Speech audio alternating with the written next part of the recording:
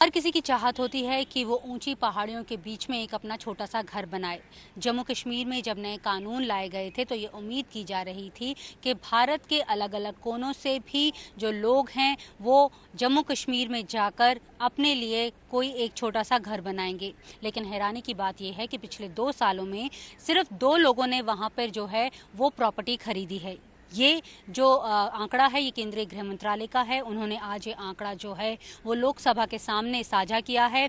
कहा है कि 5 अगस्त 2019 के बाद से जब जम्मू कश्मीर से धारा 370 हटाई गई थी तब से अब तक सिर्फ 2 लोगों ने वहां पर जो है वो प्रॉपर्टी खरीदी है। हालांकि केंद्रीय गृह मंत्रालय ने ये साफ नहीं किया है कि ये प्रॉपर्टी कहाँ खरीदी गई है, जम्मू में खरीदी गई है या कश्मीर में खरीदी गई है। लेकिन ये बोला है कि लोगों को दिक्कतें नहीं आई ये प्रॉपर्टी खरीदने में। हालांकि जब हमने कुछ और लोगों से बात की तो उनका ये कहना था कि अभी भी जो रूल्स हैं यानी जो कानून है वो बहुत कड़े हैं, जिससे लगता है कि बाहर के लोग जो हैं, जो दूसरे देश के हिस्से के लोग हैं, वो जम्मू कश्मीर में आसानी से जो जायदाद है, प्रॉपर्टी है, ज़मीन है वो नहीं खरीद सकते। लेकिन वहाँ के जो प्रशासन है उसका कहना है कि वहाँ पे बदलाव लाए गए थे पिछले साल और केंद्रीय गृह मंत्रालय ने जो नए कानून लाए थे उसमें जो नॉन एग्रीकल्चरल लैंड है उसे कोई भी खरीद सकता है। उसके लिए डोमिसाइल होना वहाँ पे आपका ज़रूरी नहीं है, ना ही आपको वहाँ के रेजिडेंट होने की ज़रूरत है।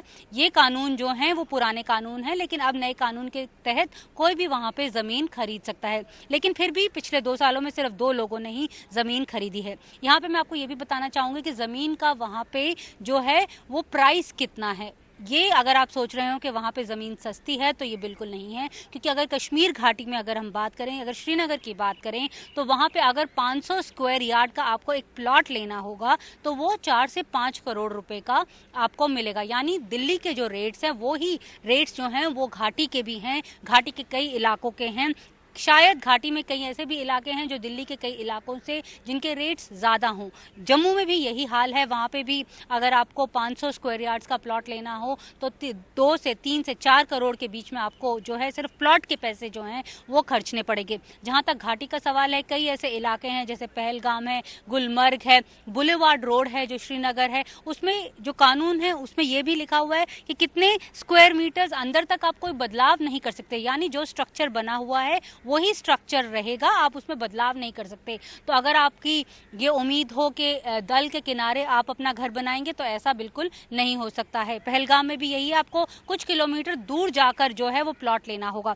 यहाँ पर यह बताना भी बहुत ज़रूरी है कि हालांकि केंद्र सरकार कह रही है कि जिन लोगों ने वहाँ पर जायदाद खरीदी, ज़मीन खरीदी, कोई दिक्कतें नहीं आई, लेकिन इंडिविजुअल से अगर हमने बात की तो उनका कहना है कि काफ़ी अभी दिक्कतें आ रही हैं। जो लैंड पॉलिसी है वो रिफाइन नहीं की गई है, अभी भी उसमें बहुत डूज एंड डोंट्स हैं जिसके तहत वो वहां पर जमीन नहीं खरीद पा रहे हैं। हालांकि वहां का जो प्रशासन है उसे कह रहा है, उन्होंने 40 लाख से ज्यादा जो हैं वो डोमिसाइल सर्टिफिकेट पिछले 2 सालों में लोगों को दिए हैं। यानी लोगों को वहां पे जो एक नागरिकता की जो बात थी वो सहूलियत देने की कोशिश की जा रही है, लेकिन बावजूद इसके वहां पे जमीन खरीदना अभी इतना आसान नहीं हुआ है। तो जो एक सपना था सबका वो अभी इतनी जल्द पूरा होने वाला नहीं लग रहा है। लेकिन मंत्रालय का कहना है कि आने वाले दिनों में कई और लोग हैं, क्योंकि वहाँ के लोग जो हैं, जो इंडिविजुअल्स हैं, वो तो अपना ज़मीन जो है वो बेचना चाहते हैं, लोग खरीदना भी चाहते हैं, लेकिन कानूनों में अभी भी इतनी सख्ती है कि जो